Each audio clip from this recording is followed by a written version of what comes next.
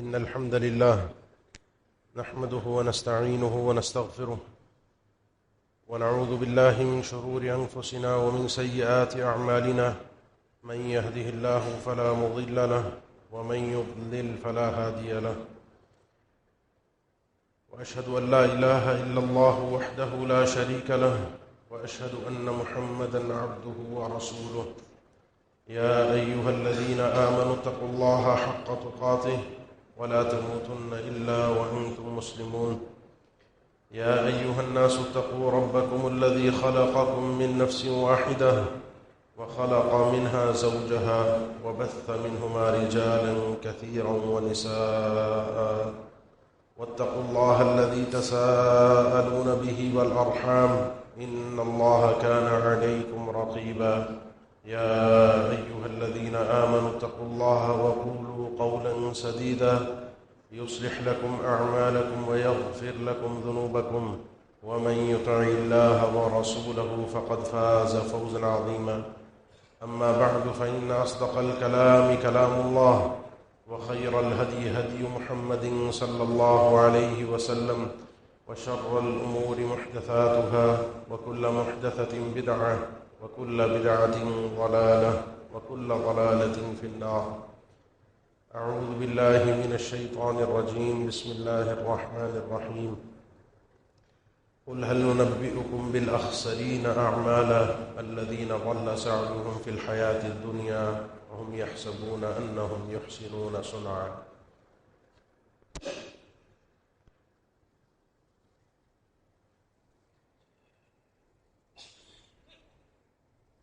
یہ محرم کا مہینہ اللہ کے نبی صلی اللہ تعالیٰ علیہ وسلم نے اسے اللہ تعالیٰ کا مہینہ قرار دیا ہے، شہر اللہ المحرم۔ ملکیت سب چیزوں کی اللہ ہی کی ہے، لیکن جس چیز کی نسبت رب العالمین کی طرف خصوصی طور پر ہو، وہ اس چیز کی اہمیت کو مزید نکھار کر اجاگر کر کے ہمارے سامنے پیش کیا جاتا ہے۔ سیدنا عمر بن خطاب رضی اللہ تعالیٰ عنہ کے دور میں سیدنا ابو موسیٰ اشعری دیگر کچھ اور صحابہ نے یہ بات کہی کہ مسلمانوں کی کوئی مضبوط تاریخ نہیں ہے کہ جس کے ذریعے سے ہم اپنے خطوط، اپنے لین دین کے معاملات کو طے کر سکیں۔ مہینہ ہے، تاریخ ہے، لیکن سال نہیں ہے، تو اس کے حوالے سے کچھ طے کیا جائے۔ سیدنا عمر نے مشاورت کی، بہت ساری آراء سامنے آئیں کہ اس کا آغاز کب سے کیا جائے، اسلامی تاریخ کا یا کسی پرانی تاریخ کو جو فارس اور روم کی تاریخیں چلتی ہیں ان کو ہی اپنایا جائے۔ لیکن اکثریت صحابہ کا مشورہ مسلمانوں کی نئی تاریخ کے آغاز کا تھا۔ پھر اس میں بھی مختلف آراء تھیں کہ کب سے اس تاریخ کا آغاز کیا جائے، کہ اللہ کے نبی صلی اللہ علیہ وسلم کی ولادت کو سامنے رکھا جائے، آپ صلی اللہ علیہ وسلم کی بعثت کو سامنے رکھا جائے، یا آپ صلی اللہ علیہ وسلم کی ہجرت کو سامنے رکھا جائے۔ سیدنا عمر چونکہ امیر المؤمنین تھے، اس رائے کو انہوں نے پسند فرمایا، اور یہ توفیق من اللہ ہے کہ یہ ہجرت وہ وقت ہے، وہ گھڑی ہے، وہ واقعہ ہے جس نے حق اور باطل کو الگ الگ کر دیا۔ یہاں سے اسلام کا ظہور ہوا، یہاں سے اسلام کو تقویت ملی۔ یہ ایک عمل ہے، اس عمل کے ذریعے سے تاریخ کا آغاز کیا جائے۔ چنانچہ اس سال، جس سال اللہ کے نبی صلی اللہ علیہ وسلم کی ہجرت ہوئی تھی، اس سال سے مسلمانوں کی ہجری تاریخ کا آغاز ہوا۔ سوال ایک پیدا ہوتا ہے، اور وہ سوال یہ ہے کہ ہجرت ربیع الاول کے مہینے میں ہوئی۔ ہجرت جو ہے وہ ربیع الاول کے مہینے میں ہوئی، اور تاریخ کا آغاز محرم سے کیا گیا۔ اس پر بھی مختلف آراء موجود ہیں۔ اس میں سب سے مناسب بات یہی ہے کہ ہجرت کے عمل کا آغاز ذی الحجہ کے مہینے میں حج کے بعد ہوا، جس کے حوالے سے بیعت ثانیہ کا تذکرہ ہے۔ منا کے اندر صحابہ اکرام جو مدینہ سے آئے تھے، انہوں نے اللہ کے نبی صلی اللہ علیہ وسلم کے ہاتھوں پر بیعت کی دین اسلام کی مدد اور نصرت کے لیے۔ اس بیعت سے چونکہ ہجرت کی ایک تاریخ کا آغاز ہوتا ہے اور اس کے بعد والا مہینہ محرم تھا اور وہ حرمت والا مہینہ ہے، تو صحابہ کرام کے اتفاق سے اس مہینے کو سال کا پہلا مہینہ قرار دیا گیا۔ یہ اللہ کے نبی صلی اللہ علیہ وسلم کا طے کردہ پہلا مہینہ نہیں ہے کہ محرم الحرام سال کا پہلا مہینہ ہو، اس سے سال کا آغاز ہو۔ یہ اللہ کے نبی صلی اللہ علیہ وسلم نے طے نہیں کیا، یہ مسلمانوں کے آپس کے معاملات کو منظم کرنے کے لیے، تاریخ کے آغاز کے لیے، کیونکہ کہیں نہ کہیں سے تو کرنا ہی تھا، کسی نہ کسی مہینے سے آغاز لینا ہی تھا، تو صحابہ اکرام نے آپس کے مشورے سے اس چیز کو طے کیا۔ 12 مہینے، ان عدۃ الشہور عند اللہ 12 شہرا فی کتاب اللہ یوم خلق السماوات والارض منها 4 حرم۔ 12 مہینے تو اللہ نے اس دن سے رکھ دیے ہیں جس دن سے آسمان اور زمین کو رب العالمین نے پیدا کیا ہے، اس دن سے 12 مہینے کا حساب کتاب اللہ نے بنا دیا ہے۔ ایک چکر ہے، تاریخ پلٹتی ہے۔ 4 مہینے رب العالمین نے اسی وقت سے حرمت والے رکھے ہیں اور فرمایا فلا تظلموا فیہن انفسکم، نہ اس میں خود گناہ کرو اور نہ کسی دوسرے پر ظلم اور زیادتی کرو، امن و امان کی فضا قائم رہے، کسی پر ظلم اور زیادتی نہ کی جائے۔ اس میں ان مہینوں میں سے ایک مہینہ یہ محرم الحرام کا حرمت والا مہینہ ہے، جس میں انسان کے لیے گناہ، ذاتی گناہ ہوں، دوسروں کو تکلیف دینے کے لیے گناہ کیے جائیں، پریشان کرنے کے لیے گناہ کیے جائیں، ان کی حرمت مؤکد ہو جاتی ہے، ان کے گناہ کے وزر کے اندر اضافہ ہو جاتا ہے، کیونکہ رب العالمین نے فرمایا فلا تظلموا فیہن انفسکم۔ یہاں سے اس اسلامی تاریخ کا آغاز ہوتا ہے، جس میں ایک ہجرت بھی ہے۔ اس مہینے کے اندر چونکہ حرمت والا مہینہ ہے، تو حرمت والے مہینوں کے احکامات اس مہینے پر لاگو ہوتے ہیں۔ اس کے ساتھ ساتھ ایک چیز اور ہے، اور وہ ہے اس مہینے کے اندر روزہ۔ خصوصی طور پر سیدہ عائشہ رضی اللہ تعالیٰ عنہ فرماتی ہیں، صحیح بخاری کی حدیث ہے، صحیح مسلم میں بھی ہے، کہ قریش پہلے سے اس دن کا روزہ رکھتے تھے، اور قریش ملت ابراہیمی پر چلے آ رہے تھے، اس کے آثار مسخ ہو چکے تھے، وہ چیزیں اس طریقے سے باقی نہیں رہی تھیں، شرک، الحاد، بدعات اور خرافات ملت ابراہیمی میں داخل ہو چکے تھے، لیکن پھر بھی اصول عبادات باقی تھیں، حج باقی تھا، یہ روزہ باقی تھا، تو اس دن کا روزہ رکھتے تھے۔ آگے چل کر اللہ کے نبی صلی اللہ علیہ وسلم کو مدینہ میں معلوم ہوا کہ یہودی بھی رکھتے ہیں، اور یہودیوں کی مطابقت میں نصارہ کا بھی یہی عمل تھا۔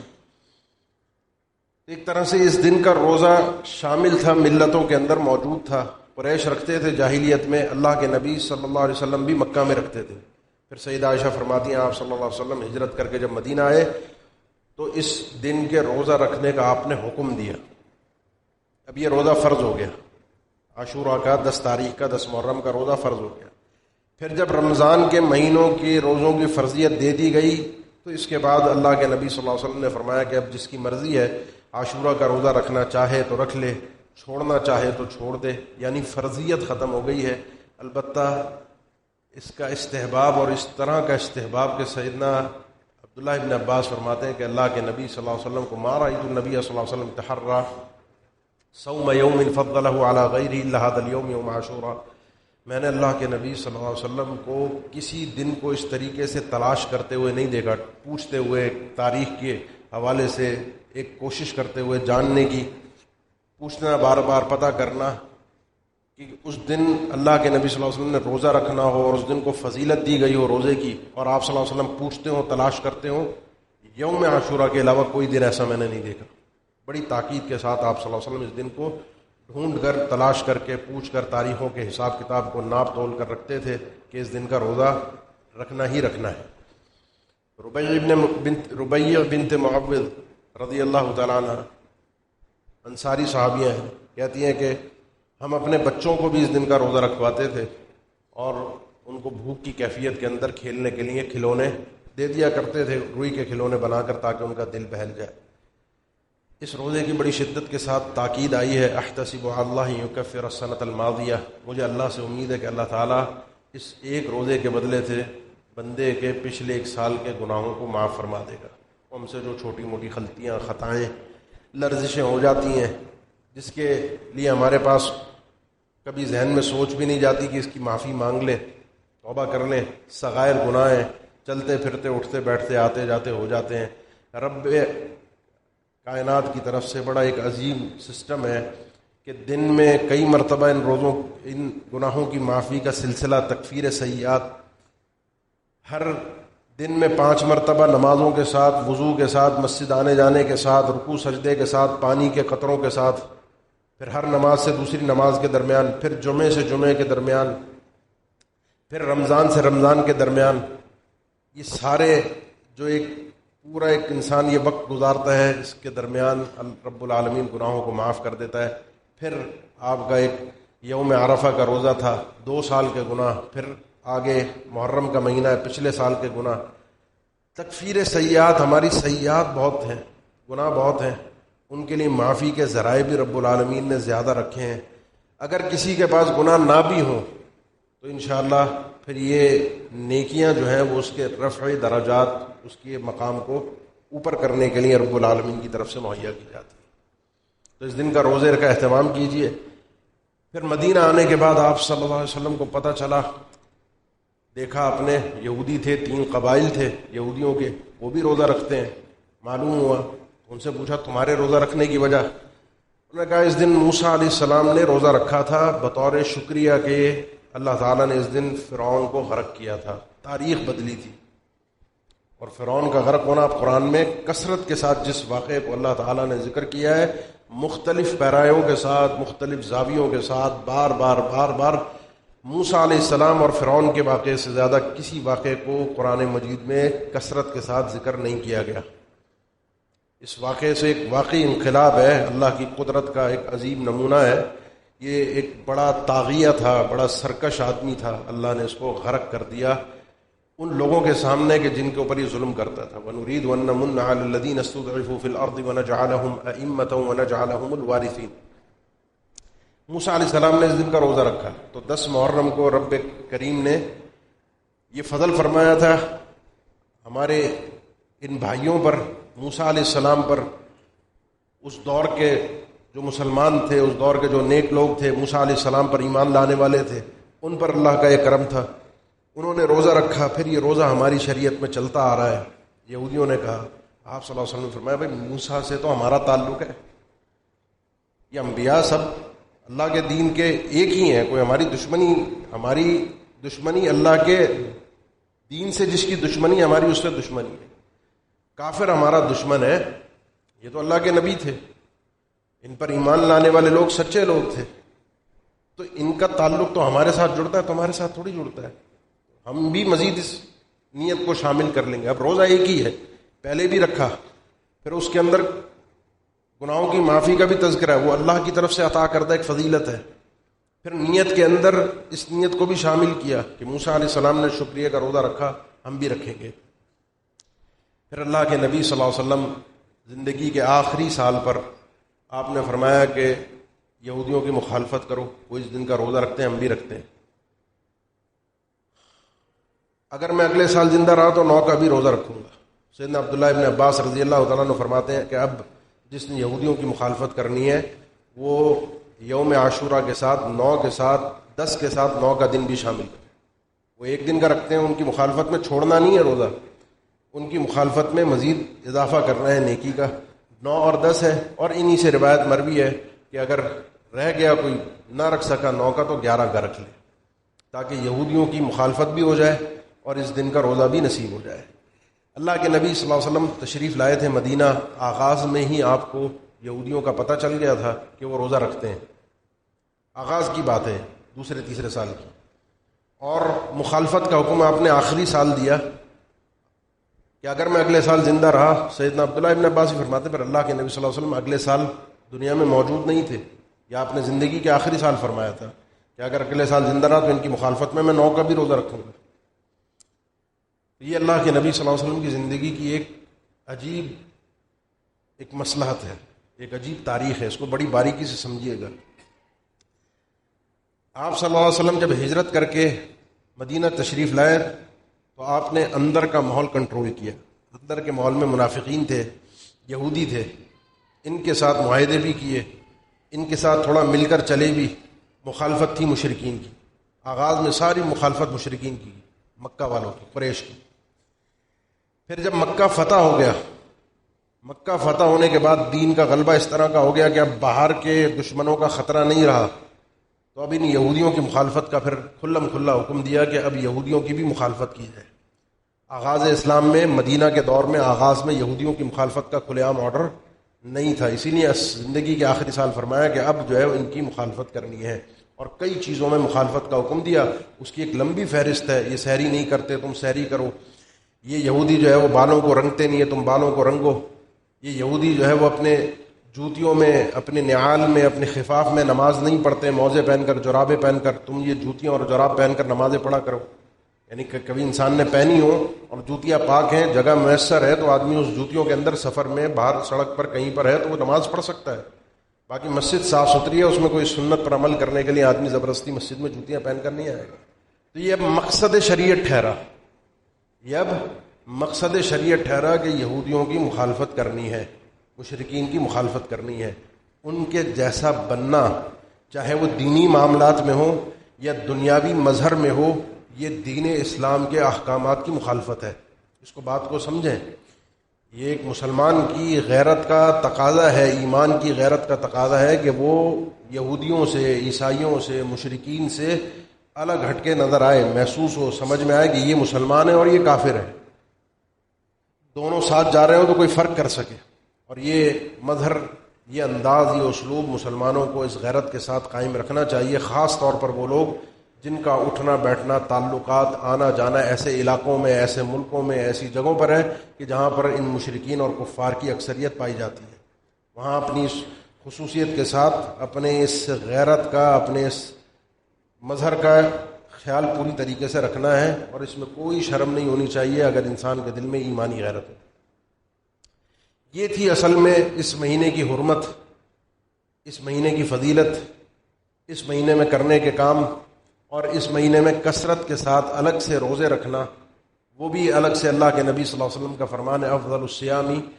بعد رمضان شہر اللہ المحرم، رمضان کے مہینے کے بعد سب سے زیادہ فضیلت والے روزے وہ رب العالمین نے اس مہینے کے محرم الحرام کے قرار دیے ہیں۔ تو عام نفلی روزوں کا اہتمام بھی پیر، جمعرات، ایام بیس، یا ویسے کوئی بیچ میں کسی دن کا آپ رکھنا چاہ رہے ہیں تو ان دنوں کے اندر روزوں کا اہتمام لازمی کیجیے۔ ابو عثمان النہدی، یہ کبار تابعین میں سے ہیں، فرماتے ہیں میں نے اپنے سلف کو پایا، یعنی صحابہ اکرام کو، کہ کانوا یعظمون، وہ بڑی تعظیم کرتے تھے 3 اشروں کی، ان کے 3 اشروں کی بڑی اہمیت تھی۔ ایک اشرہ رمضان کا آخری اشرہ، ایک اشرہ ذی الحج کا پہلا اشرہ، اور تیسرا اشرہ یہ محرم کا پہلے 10 دن۔ تو اس میں مزید ان 10 دنوں کے اندر روزوں کی ایک اہمیت الگ سے سمجھ میں آتی ہے۔ یہ بس شریعت میں اس دن کا تعلق تھا۔ اب دنیا کا رنگ بدل گیا ہے، ہوتا یہ ہے کہ شیطان غالب آتا ہے، اور جب جب کوئی بدعت آتی ہے تو اللہ کی طرف سے پھر اس موقع کی، اس نوعیت کی سنت کو اٹھا لیا جاتا ہے، لوگ سنت سے محروم ہو جاتے ہیں۔ اور یہی ہوا سن 61 ہجری میں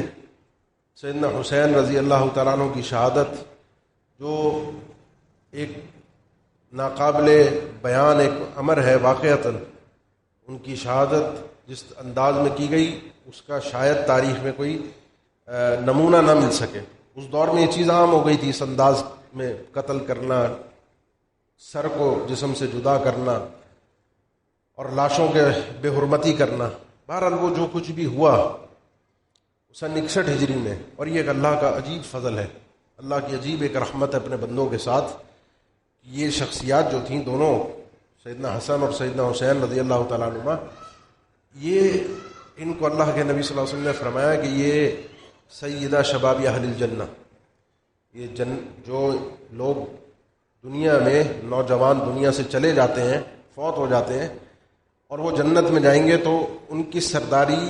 ان 2 بچوں کو نصیب ہوگی۔ یہ جنتی نوجوانوں کے سردار ہیں۔ یہ بڑا اونچا مقام ہے، یہ مقام بہت اونچا ہے، اور یہ بات یاد رکھیے کہ اونچے مقامات بڑی آزمائشوں کے بعد ملا کرتے ہیں۔ مفت میں اللہ تعالیٰ کسی کو مقام نہیں دیتا، یہ اللہ کی ایک سنت ہے۔ جس سے اللہ نے جتنا بڑا کام لینا ہوتا ہے، جتنا بڑا مقام دینا ہوتا ہے، جتنا اس کو آخرت میں اونچی شان عطا کرنی ہوتی ہے، اس کے لیے دنیا میں اتنی ہی تکلیفیں، پریشانیاں، ابتلاءات کا رب نے معاملہ رکھا ہوتا ہے، کیونکہ اللہ کا قانون ہے کہ ان عظم الجزاء مع عظم البلاء، اونچا بدلہ اگر آخرت میں عظیم بدلہ چاہیے، اس کے لیے دنیا میں مشکلات بھی سخت جھیلنی پڑتی ہیں۔ راحت، سکون، ٹینشن فری زندگی، بغیر تکلیفوں کے، بغیر آزمائشوں کے اللہ کے دین کی خدمت، یہ خدمت جو ہے نا وہ ایک سوالیہ نشان بن جاتی ہے۔ یہ تاریخ کا ایک اللہ نے اسلوب رکھا ہے، انبیاء کا بھی، اور انبیاء کے بعد نیک صلحاء، صحابہ، تابعین، ائمہ اعظام، مجاہدین، یہ ایک اللہ کا طریقہ ہے۔ یہ دونوں شخصیات جو ہیں یہ اسلام کے بڑے سنہرے دور میں پیدا ہوئے۔ ان سے پہلے ان کے والد بھی، دیگر صحابہ سیدنا ابوبکر، عمر، عثمان، اور بھی ایک فہرست ہے عشرہ مبشرہ، یہ سب اس دور کے لوگ ہیں جنہوں نے مکہ کے اندر بڑی تکلیفیں جھیلی ہیں، بڑے ٹینشن میں رہے، اور جس کیفیت میں انہوں نے اپنے ایمان کو، اسلام کو باقی رکھا ہے، کوئی ان کو دنیا کا فائدہ ان کے سامنے نہیں تھا، بلکہ تکلیفیں تھیں، دنیا کی پریشانیاں تھیں۔ مدینہ ہجرت ہو گئی تو پھر کچھ سکون کا سانس لیا، لیکن وہ بھی آغاز میں کوئی اتنے اچھے حالات نہیں تھے، وہ تو آہستہ آہستہ رب العالمین نے احوال بدلے، اور پھر جو ہے وہ سن 5 ہجری کے بعد اسلام کا ایک تھوڑا سا سنہرا دور شروع ہوا، اور پھر مکہ فتح ہونے کے بعد سے تو اللہ نے فرمایا اذا جاء نصر اللہ والفتح، اللہ کی مدد آ چکی ہے، فتح آ چکی ہے۔ ان دونوں شخصیات نے وہ آزمائشیں نہیں دیکھی، لیکن مقام اونچا تھا۔ بہت سے اہل علم اس میں ابن تیمیہ رحمہ اللہ بھی ہے کہ اللہ کا ایک طریقہ ہے، تو اللہ نے ان دونوں اپنے محبوب بندوں کو، اپنے خاص چنیدہ لوگوں کو اس آزمائش میں سے گزارا، اور دونوں کی آزمائش مختلف طریقے کی۔ سیدنا حسن جو تھے رضی اللہ تعالیٰ عنہ اپنے والد کے ساتھ رہے، بڑے تھے اپنے بھائی سے، اور بڑے ذی شعور آدمی تھے، بڑے دور اندیش، سمجھدار، عقل مند، دنیا کو پرکھنے اور سمجھنے والے آدمی۔ اپنے باپ کے ساتھ ان کے 5-5.5 سالہ دور کے اندر، دور خلافت میں، کوفہ کو اچھی طرح سمجھ چکے تھے، کس قسم کے لوگ ہیں، کس کماش کے لوگ ہیں، ان کی وجہ سے کیا نتائج ہوتے ہیں۔ والد کو بھی بعض موقعوں پر سمجھایا، بتایا، اور والد کے بعد جب ان لوگوں نے بیعت کی، کوفہ والوں نے ان کے ہاتھ پر، تو تھوڑے ہی عرصے بعد سیدنا معاویہ رضی اللہ تعالیٰ عنہ کے ساتھ صلح کر لی۔ ان جیسے لوگوں کے ساتھ مل کر نتائج اچھے نہیں ہوتے، اور ان ابنی ھذا سید، اللہ کے نبی صلی اللہ علیہ وسلم کے فرمان صحیح بخاری میں کہ آپ نے ان کے بچپن میں ان کے لیے فرمایا تھا یہ میرا بیٹا سردار ہے، اللہ تعالیٰ اس کے ذریعے سے مسلمانوں کے 2 بڑے بڑے گروہوں کے درمیان فتح، صلح کروائے گا۔ یہ مسلمانوں کے دونوں گروہ تھے، سیدنا معاویہ کا بھی اور سیدنا علی کا بھی رضی اللہ تعالیٰ عنہما۔ اختلافات رہے ان کے اندر جنگیں بھی ہوئیں، اللہ ان کی نیکیوں کو قبول فرما لے، اور جو ان کے اجتہادات تھے اللہ تعالیٰ ان کو بھی اپنی بارگاہ میں قبول فرما کر ایک ایک اجر عطا فرما دے۔ یہ بڑے لوگ تھے، صحابہ تھے، دنیا سے چلے گئے، دین کی خدمت کر کے گئے، ان کی اچھائیاں ہمارے سامنے ہیں، دین کی خدمات ہمارے سامنے ہیں، باقی گندی مکھی کی طرح برائیاں اچھال اچھال کر، ان کے اختلافات کو بیان کر کر کے میرا تو شاید کچھ نام ہو جائے، شہرت مل جائے، لیکن اس کے ذریعے سے یقین جانیے کل قیامت کے دن شاید میں بارگاہ الہی میں مجرم بن کے کھڑا ہوں، کیونکہ اس سے اللہ کے دین کا نقصان ہوگا، فائدہ کچھ نہیں ہوگا۔ اسی لیے سیدنا حسن نے صلح کی تھی، اور جب صلح ہو گئی تو بات ختم ہو گئی۔ اگر اپنے باپ کے لڑنے والے سے، سیدنا معاویہ سے جو ان کے والد سے لڑے تھے، انہوں نے اگر صلح کر لی تو مجھے اور آپ کو پھر کوئی پریشانی کی، تکلیف کی کوئی ضرورت بنتی نہیں ہے۔ بہرحال صلح کر لی، اور اس صلح کے بعد یہ ان کی آزمائش تھی، اس آزمائش میں اللہ نے ان کو سرخرو کیا۔ سیدنا معاویہ رضی اللہ تعالیٰ عنہ کی شہادت کے بعد سیدنا حسن بھی وفات کے بعد، اور سیدنا حسن کی وفات کے بعد، ان کی تو 49-50 ہجری میں سیدنا حسن کی وفات ہو گئی، 60 ہجری میں سیدنا معاویہ کی وفات ہوئی۔ پھر یہ کوفہ والوں نے وہی کام کیا جو سیدنا علی کے ساتھ اور سیدنا حسن کے ساتھ کرنا چاہتے تھے۔ سیدنا حسین کو کہا کہ ہم آپ کے ساتھ ہیں، آئیے، آپ کے باپ کا حق تھا خلافت پہ، کرسی آپ کی ہے، گدی آپ کی ہے، ہم آپ کے ساتھ کھڑے ہیں۔ معاملات بڑے سنگین ہو گئے، اپنے چچا کے بیٹے کو سیدنا حسین نے بھیجا، پھر جو کچھ ہوا وہ آپ سنتے رہتے ہیں، ان باتوں کا تذکرہ کرنے کا فائدہ نہیں ہے۔ ان کو سیدنا حسین جب مدینہ سے نکلنے لگے تو ان کو سمجھایا بھی۔ سیدنا عبداللہ ابن عباس ان کے رشتہ دار تھے، اہل بیت میں سے تھے، چچا کے بیٹے تھے۔ سیدنا عبداللہ ابن عمر رضی اللہ تعالیٰ عنہ، ان دونوں نے سمجھایا کہ حالات سازگار نہیں ہیں، یہ وہ موقع نہیں ہے کہ ان کے کوفہ والوں کے بہکاوے میں آ کر ان کے مطالبے پر آپ وہاں پر جائیں۔ بہرحال گئے اور راستے میں پھر جو کچھ ہوا وہ ہوا۔ اس کو جس طریقے سے بیان کیا جاتا ہے، جس انداز میں، اور شیطان نے پھر اس واقعے کو مسلمانوں کے درمیان جس انداز سے اچھالا کہ اب یہ دن، یہ مہینہ مرثیوں کا، تعزیوں کا، مار پیٹ کا، ماتم کا بن کے رہ گیا ہے، جس میں سراسر شریعت کی مخالفت ہے۔ بلکہ اس سے بڑھ جائیے کہ اب یہ ماتم، یہ شہادت اور یہ کربلا، یہ تو صرف اب ایک استعارہ ہے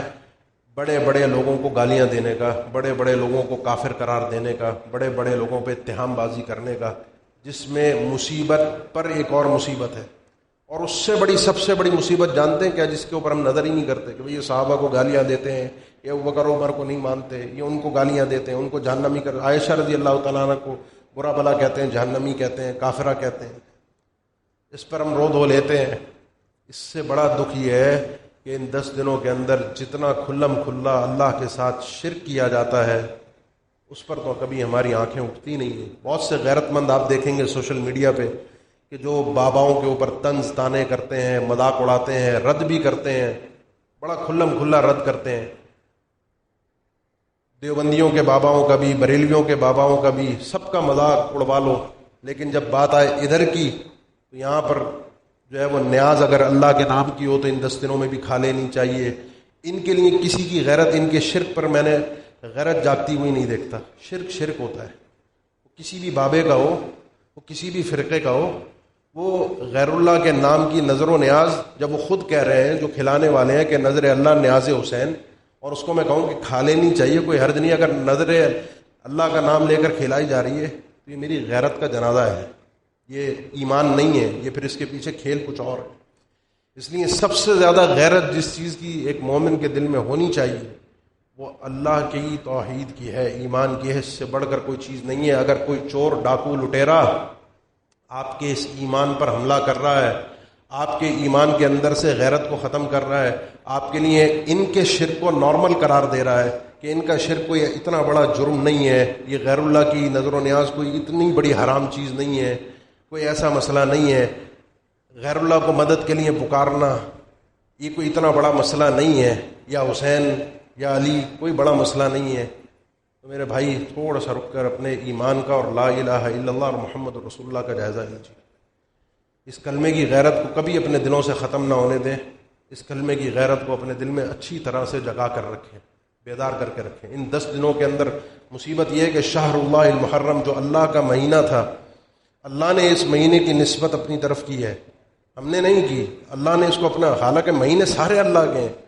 جگہ مکان سب اللہ کی ملکیت ہے، لیکن اللہ نے اگر نسبت کی ہے تو اس مہینے کا کوئی خاص مقام اللہ نے دیا ہے۔ اور اسی مہینے کے اندر جس انداز میں اللہ کے ساتھ شرک ہوتا ہے، اللہ کی گستاخی اور بے ادبی اور بے احترامی کی جاتی ہے، جس پر ہم نارمل رہتے ہیں، کوئی مسئلے کی بات ہی نہیں ہے، کوئی حرج کی بات ہی نہیں ہے، یہ ہمارے ایمان کی غیرت کے منافی ہے۔ سب سے بڑا مسئلہ ان 10 دنوں کے اندر یہ ہو گیا ہے کہ جب نیکیاں کرنی تھیں ان نیکیوں کو چھوڑ کر یہ بازار گرم ہوا جس میں سیدنا حسین رضی اللہ تعالیٰ عنہ کی شہادت تھا معاملہ، اس سے بات نکلتے نکلتے کہاں تک پہنچی؟ تو اس کا مطلب کیا ہے؟ اس کا مطلب یہی ہے کہ جو اللہ تعالیٰ نے قرآن مجید میں اللہ کے نبی صلی اللہ علیہ وسلم کو فرمایا نا کہ قد نعلم انه لا يحزنك الذي يقولون فانهم لا يكذبونك ولكن الظالمين بآيات الله يجحدون۔ اللہ کے نبی صلی اللہ علیہ وسلم ہمیں پتہ ہے یہ جو مشرکین آپ کے بارے میں کہتے ہیں نا، آپ کو بڑا تکلیف دیتا ہے، کوئی ساحر کہہ رہا ہے، کوئی مجنون، آپ کو برا بھلا کہہ رہے ہیں۔ 40 سال تک آپ ان کے بیچ رہے، آپ صادق بھی تھے، امین بھی تھے۔ 40 سال کے بعد ایسا کیا ہوا کہ آپ کو برا بھلا کہہ رہے ہیں، آپ کو قتل کرنے کی کوشش کر رہے ہیں، آپ کا بائیکاٹ کر رہے ہیں، آپ کو کسی سے ملنے نہیں دے رہے، آپ کو یہ چیزیں تکلیف دے رہی ہیں، لیکن یہ یاد رکھیے ان کو آپ سے کوئی مسئلہ نہیں ہے۔ ان مشرکین مکہ کو آپ سے مسئلہ ہوتا تو 40 سالہ دور کے اندر بھی ہوتا۔ فإنهم لا يكذبونك ولكن الظالمين بآيات الله يجحدون۔ ان کمبختوں کو اصل میں مسئلہ اللہ سے ہے، اللہ کے دین سے ہے، اللہ کی آیات سے ہے۔ تو مسئلہ اصل میں صحابہ کرام نہیں ہے، کسی ابو بکر اور عمر سے کسی کو کوئی مسئلہ نہیں ہوتا، کسی عثمان سے، کسی عائشہ سے کسی کو کوئی مسئلہ نہیں ہوتا، کسی معاویہ سے کسی کو کوئی مسئلہ نہیں ہوتا۔ مسئلہ سارا یہ ہے کہ جو دین ان لوگوں نے بیان کیا ہے، آپ جانتے ہیں سب سے زیادہ، یہ تو ہم تو کھلے عام میڈیا پہ سن لیتے ہیں بہت ساری چیزیں خلافت کے معاملے میں اور ان چیزوں میں، سب سے زیادہ گالیاں مزید ایک اور شخصیت کو پڑتی ہیں، اور وہ ہے ابو ہریرہ رضی اللہ تعالیٰ عنہ۔ ان لوگوں کی طرف سے سب سے زیادہ گالیاں ان کو بھی پڑتی ہیں، اور وجہ کیا ہے؟ وجہ ان سب شخصیات کے پیچھے اللہ کے نبی صلی اللہ علیہ وسلم اور آپ کا دین ہے۔ ان کو تکلیف جو ہے وہ اصل میں اللہ کے نبی صلی اللہ علیہ وسلم سے، کیونکہ یہ آپ کے صحابہ تھے نا، آپ کے ساتھ رہے۔ آپ نے ہجرت میں کس کو اپنی دوستی کا حق دیا؟ اپنے ساتھ لے۔ اللہ نے کس کو آپ کے ساتھ کیا ہجرت میں؟ سیدنا ابوبکر کو۔ یہ دونوں شخصیات آپ کے ساتھ ایسے تھے کہ یہ تین نام تو ایسے ہی ہوتے تھے، میں آیا میرے ساتھ ابو بکر اور عمر تھے، میں گیا ابو بکر اور عمر گئے، میں آنا جانا آپ صلی اللہ علیہ وسلم کی زندگی کا اٹھنا بیٹھنا۔ اور یہی لوگ مرتد ہو گئے، یہی لوگ کرسی کی خاطر لڑ پڑے، ان لوگوں نے کرسی کو چھین لیا۔ اصل میں ہماری تربیت تو آج کی سیاست نے کی ہے نا، کہ جہاں پر یہ سیاسی پارٹیاں آپس میں کرسی کے لیے لڑتی مرتی ہیں، اور ہمیں بھی لڑوایا ہوا ہے آپس میں۔ ہم عوام بھی ایک دوسرے کے اپنے لیڈر کی خاطر ایک دوسرے سے لڑ پھر رہے ہوتے ہیں، گالیاں دے رہے ہیں ایک دوسرے کے خلاف، جو کچھ اپنی زبان کو گندا کریں، نہ ہمیں اعمال کو خراب کریں۔ مسئلہ سارا کیا ہے؟ مسئلہ یہ ہے اللہ کے دین سے مسئلہ ہے۔ مسئلہ کسی کو بھی یقین یعنی ان شخصیات سے کوئی مسئلہ نہیں، مسئلہ ہے اللہ کے دین کا، مسئلہ ہے توحید کا، مسئلہ ہے ایمان کا۔ جو شیطان کا سب سے بڑا اور سب سے پہلا حملہ ہوتا ہے کہ کسی طرح سے انسان کے اندر سے ایمان اور توحید کو نکالا جائے اور اس کے اندر شرک بھر دیا جائے، چاہے وہ دین کے نام پر ہی کیوں نہ ہو، چاہے وہ اہل بیت کے نام پر ہی کیوں نہ ہو، چاہے وہ انبیاء کے نام پر ہی کیوں نہ ہو۔ عیسیٰ علیہ السلام کو جن لوگوں نے الہ بنایا، اللہ کا بیٹا قرار دیا، وہ وہی غیرت تھی، ان کے مقام کو، ان کی شان کو بلند کرنا تھا۔ ان کے مقام اور شان کو انہوں نے ایسا بلند کیا کہ انہوں نے ان کو اللہ کے برابر کھڑا کر دیا۔ یہاں تو کچھ ایسے بھی ہیں کہ جنہوں نے بہت سے شخصیات کو اپنی اپنی اللہ کے برابر نہیں، اللہ سے اونچا قرار دیا ہے، اللہ سے بڑھ کر قرار دیا ہے۔ اور یہ کائنات کا وہ شرک ہے جو مشرکین مکہ کے پاس بھی نہیں تھا۔ اس لیے اپنی اس غیرت کو، اپنے ایمان کو جگا کر رکھیے۔ ان 10 دنوں کے اندر اس کھلے عام ہونے والے شرک سے بیزاری کا اعلان ہونا چاہیے۔ اللہ ہم سب کو اس عذاب عام سے بچائے جو اس وقت یہ لوگ مستحق ٹھہر چکے ہیں اپنے آپ کو۔ اگر اللہ کی پکڑ آتی ہے تو میں اور آپ بھی لپیٹ میں آئیں گے، بچنے والے میں اور آپ بھی نہیں ہوں گے، کیونکہ ہماری جس طرح سے غیرت ایمانی ہے تو بچنے کا کوئی چانس نظر نہیں آتا۔ اس لیے تھوڑا سا سنبھلیے، تھوڑا سا پلٹیے، اللہ اور اس کے دین کی طرف آئیے، اپنی اس غیرت کو تھام کر رکھیے، اللہ کے دین کو سمجھیے، اور کسی بھی ایسی بدعت کا ارتکاب مت کیجیے کہ جس بدعت کے ذریعے سے انسان کے ایمان پر سوالیہ نشان اٹھ سکے۔ افمن زین له سوء عمله فرآه حسنا فإن الله يضل من يشاء ويهدي من يشاء فلا تذهب نفسك عليهم حسرات۔ کیا وہ آدمی جس کے لیے اس کے برے اعمال کو، گناہوں کو، شرک کو، معاصی کو، کفر کو مزین کر دیا گیا ہو، اسے ہی اچھا سمجھتا ہو، اسے ہی نیکی سمجھتا ہو، فرآہ حسنا، اسے نیکی سمجھ کر وہ قبول کرے؟ کیا یہ آدمی اس آدمی کی طرح ہو سکتا ہے جو دین پر قائم ہو، اللہ کے دین کو اللہ کے بتائے ہوئے طریقے سے لیے؟ قرآن موجود ہے، قرآن جب موجود ہے، وَأُوحِيَ إِلَى هَذَا الْقُرْآنُ لِيُنذِرَكُم بِهِ وَمَن بَلَغَ، یہ قرآن موجود ہے، اللہ کی حجت قائم ہے، تمام دنیا کے سامنے ہے۔ جو اس کو نہیں مانتا، نہیں سمجھتا، وہ اپنا نقصان خود کرتا ہے۔ میرے آپ کے اختلافات کے درمیان فیصلہ کرنے والی چیز یہ اللہ کی کتاب ہے۔ جو چیز اس میں ہے وہ ماننا مجھ پر فرض ہے، جو چیز اس میں نہیں ہے یا جو چیز اس قرآن کے مخالف ہے اس کو چھوڑنا، اس کا ترک کرنا، اس سے روکنا ہم سب پر فرض ہے۔ اقول قولی ھذا واستغفر اللہ لی ولکم وآخر دعوانا الحمد للہ رب العالمین۔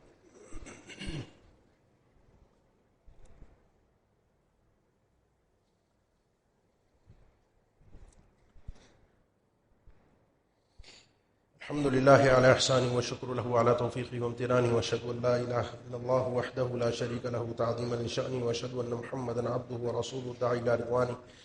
صلى الله عليه وعلى آله وأصحابه وإخوانه وسلم تسليما كثيرا۔ أما بعد، اللہ کے نبی صلی اللہ علیہ وسلم سے سچی محبت کا تقاضا یہ بھی ہے کہ آپ کے گھر والوں سے، آپ کے خاندان کے لوگوں سے، آپ کے صحابہ سے محبت کی جائے، یہ آپ کی محبت کا اور آپ صلی اللہ علیہ وسلم پر ایمان کا تقاضا ہے۔ وہ آدمی جو اپنے دل میں کہیں چور رکھتا ہے، کہیں بغض رکھتا ہے، کہیں کوئی نفرت رکھتا ہے کسی بھی وجہ سے، کسی بھی صحابی سے، کسی بھی اہل بیت کے فرد سے، کسی بھی شخصیت سے، اس کا مطلب یہ ہے کہ اس کا ایمان اور محبت اللہ کے نبی صلی اللہ علیہ وسلم کے ساتھ درست نہیں ہے۔ یہ ان شخصیات سے اللہ کے نبی صلی اللہ علیہ وسلم کو محبت تھی، سیدنا حسن سے، سیدنا حسین سے رضی اللہ تعالیٰ عنہما، سیدنا علی آپ کے زیر پرورش رہے، آپ کے داماد بنے، سیدنا عثمان آپ کی 2 بچیوں کے داماد تھے، سیدنا ابوبکر، سیدنا عمر آپ کے بہت ہی قریبی اور ساتھیوں میں سے تھے، معتمد لوگوں میں سے تھے، سیدہ عائشہ رضی اللہ تعالیٰ عنہ آپ کی بیویوں میں سے ایک ایسی بیوی تھی کہ جن سے اللہ کے نبی صلی اللہ علیہ وسلم نے جب تک ان سے شادی کی اور جب تک حیات رہے تو اپنی بیویوں میں سب سے زیادہ محبت اس خاتون سے رکھی، جس کی پاک دامنی، جس کی عزت کے تحفظ کے حوالے سے اللہ تعالیٰ نے قرآن مجید میں آیات نازل کی ہیں کہ پاک دامن عورت ہے۔ یہ سب لوگ ہمارے لیے ایک گلدستے کی مانند ہیں، الگ الگ پھول ہیں، اور ان سب پھولوں کا احترام کرنا، ان کی خوشبو سے مستفید ہونا، یہ ہمارے ایمان کا تقاضا ہے۔ کہیں بھی کسی بھی کی مخالفت میں آ کر، کسی گروہ کی مخالفت میں آ کر، کسی شخص کی مخالفت میں آ کر ان شخصیات میں سے کسی کی مخالفت نہ کر بیٹھیں، ان شخصیات کے متعلق بے ادبی نہ کر بیٹھیں، ان شخصیات کے متعلق گستاخانہ کلمات نہ کہہ بیٹھیں۔ یہ سب لوگ قابل احترام، قابل عزت ہیں،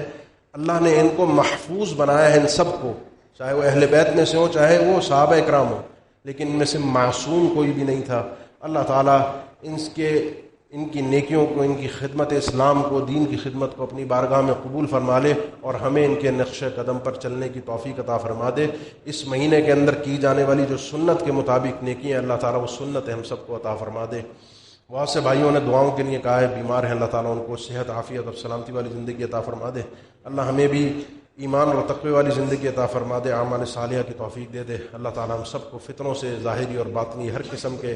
معاملات سے اللہ تعالیٰ محفوظ فرما دے۔ ان الحمد للہ نحمده ونستعینه ونستغفره ونعوذ باللہ من شرور انفسنا ومن سیئات اعمالنا من يهده الله فلا مضل له ومن يضلل فلا هادي له واشهد ان لا اله الا الله وحده لا شريك له